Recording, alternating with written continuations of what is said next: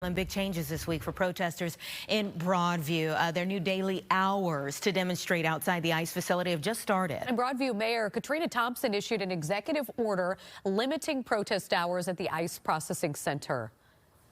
And Gabriella Primus is live for us there this morning. So, Gabby, are we seeing protesters adhere to those new hours? And there's also a new ultimatum with the fence next to the facility.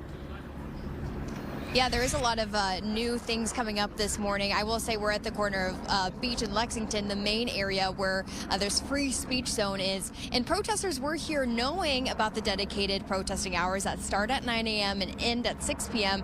They were quickly dispersed. I'll give you a video of that here in a second. And they were forced over to 25th, and that's actually where they stayed for the last half hour or so. We went over there, just a lot of chanting, cheering, not really a lot of unrest happening there so far. It seems like a lot of people are waiting for 9 a.m. to come, but I do want to talk about that fence. As you mentioned, there's something new about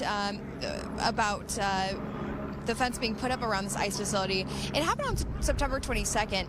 A federal judge has approved Broadview's motion for a temporary restraining order requiring that the ICE agency dismantle the illegally built fence on a public street in front of a processing center in Broadview. This was welcome news for Broadview Mayor Katrina Thompson, who has said that the fence poses a risk to Beach Street businesses, their customers, and our first responders. Now, you should see some video of the protesters dispersing, as I said, after cops peacefully but strictly asked them to leave ahead of the designated protesting time between 9 a.m. and 6 p.m. The crowd was not happy and words were exchanged, but ultimately they peacefully made their way to 25th. You'll see two men who were put in handcuffs. Both were given citations for failure to disperse. We spoke to one of those men who says he remained seated during the altercation, really on behalf of his family. She has a child, and I have other grandkids, and we're afraid of what's happening and the way life is going to be like with this kind of Gestapo tactics against hardworking, honest people in this country. And it's gotten to the point where we're afraid for the future.